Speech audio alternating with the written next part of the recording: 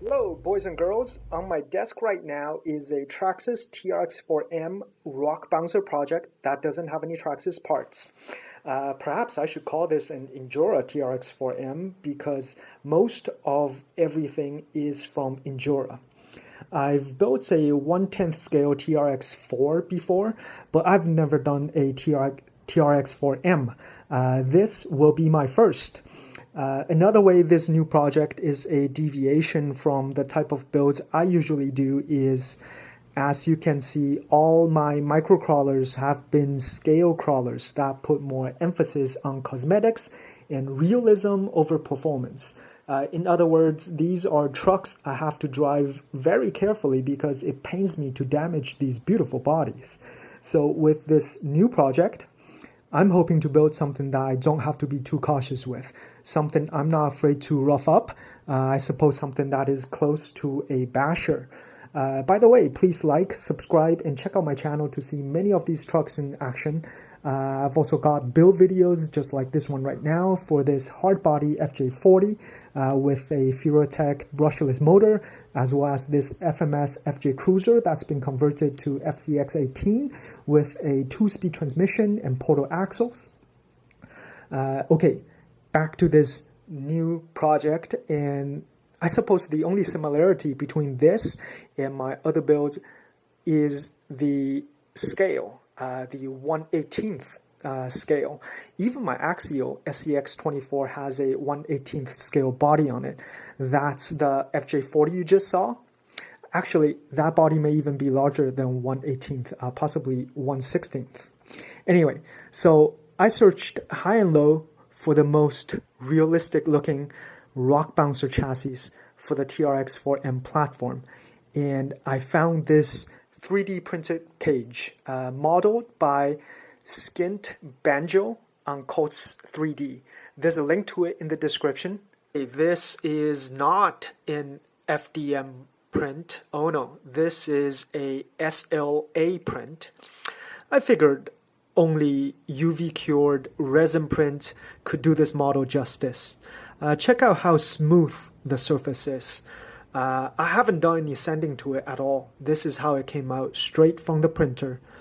It feels tougher than FDM print too, as it needs to be, because it is a rock bouncer. So far, I think Skint Banjo did a great job with the modeling. Alright, so let's start putting things together and see how this cage really is.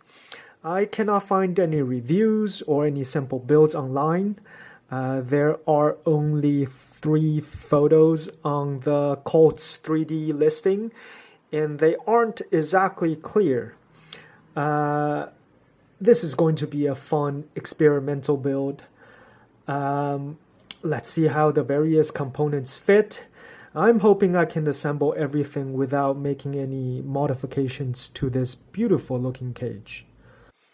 I want to fill up the engine bay with a big motor, as real-life rock bouncers always have huge engines.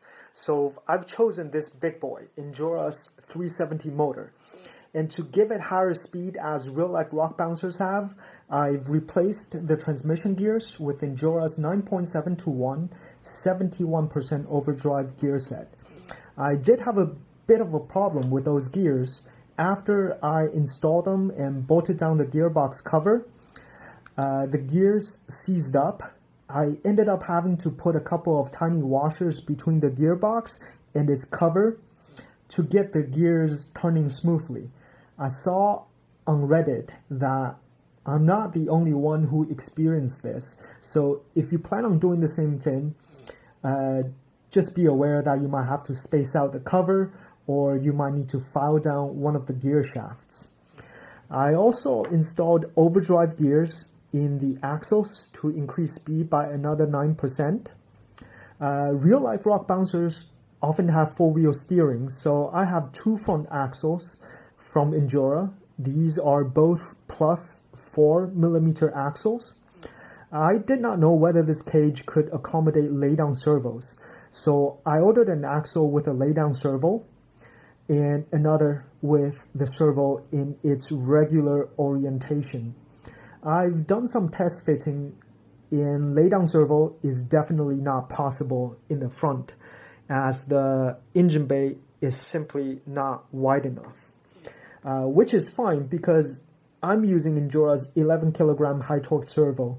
I think it's going to look great standing up in the engine bay to fill up some of the empty vertical space in there. I'm using the same servo in the back, and I will show you how I am controlling the rear servo later. However, here comes my first problem with the cage. I had to remove some of the bar work in the back to free up some space for the rear servo. With either a laydown servo or a standing servo, I find it absolutely necessary to cut off some of the bars in the back, because this cage is probably not designed with rear wheel steering in mind. I'm so sorry, Skint Banjo. I had to cut away at your design to make room. Alright, I've already laid the whole thing out. The gearbox is mounted on an Injora aluminum skid plate. I'm using Injora's brass high trail suspension links, so I can extend the rear axle to be able to run rear wheel steering with the large tires I plan on using. I think it would be possible to use regular links, sure, if you have smaller tires or if you aren't doing four wheel steer. Let's start bolting things onto the cage.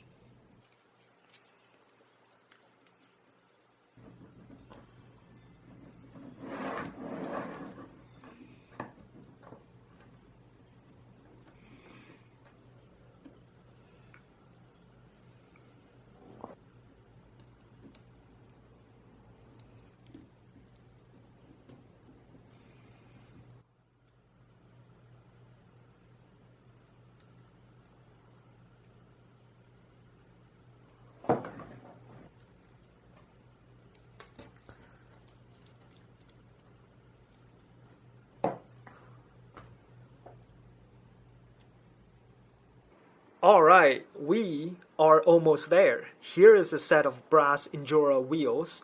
I've actually had them for a long time, and I finally found the perfect rig for them. The tires are DJ Crawler's 68mm tires. I think that is a size proportional to the chassis and do not look too out of place. It's my first time using these tires. I think they should do quite well. Inside these tires are DJ Crawler's purple silicone inserts. I've not modified them. They feel soft enough. Maybe. We'll do some testing and then decide whether it is necessary to cut off some of the supports to give them softer edges without compromising the stiffness of the sidewall. The cage is designed with numerous shock mounting options, but some cannot be used. For example, there simply isn't much space for these holes up top to fit the shock body. So I mounted the front shocks upside down for that reason. And also the row of holes down here aren't too useful because mounting the shocks there would make the truck sit way too high. This is already bottomed out. The front bottom links are hitting the upper ones. So I've fully collapsed the shocks by having no springs. By the way, I'm using Injora's 59mm oil fill shocks all around. The rear shock mounts are better designed than the front. There's plenty of room for the shock bodies, so I don't have to install them upside down. I picked this shock mounting point for now because real rock bouncers often have their shocks mounted very upright. Perhaps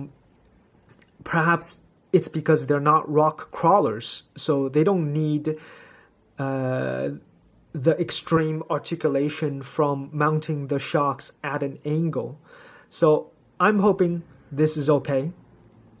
I mean, this already gives me enough flex, enough articulation, and allows me to achieve the stance I am looking for.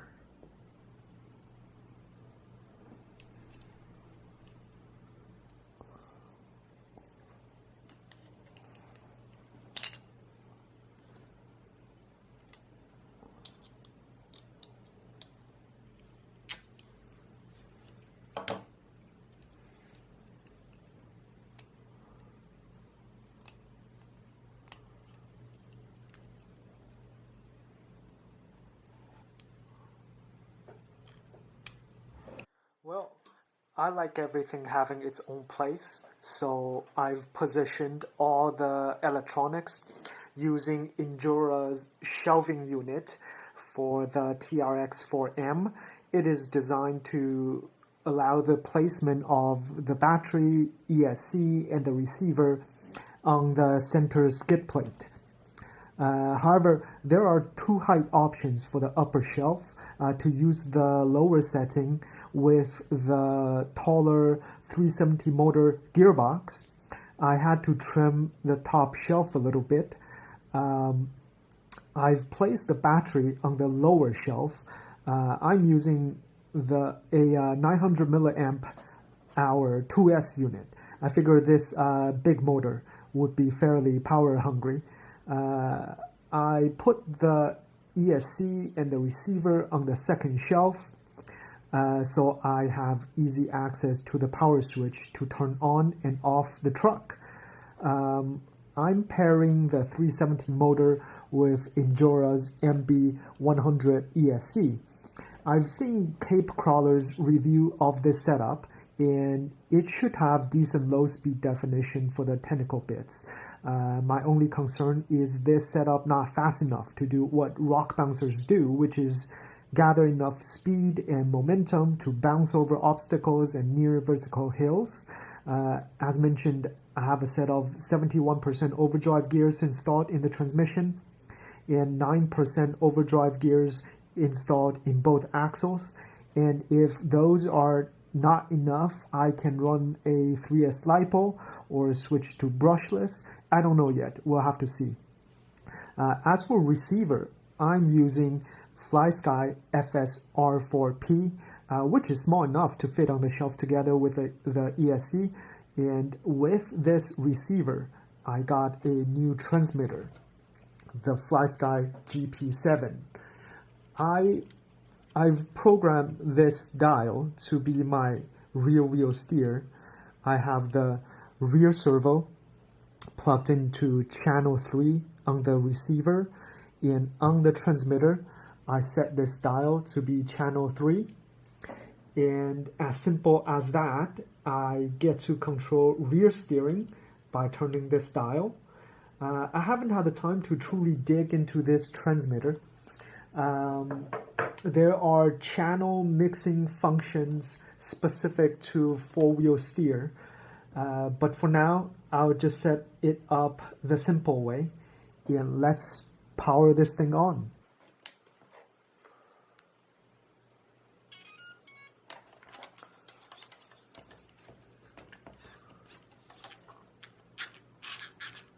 So there we go. The receiver is bound, the vehicle is alive, and we have control.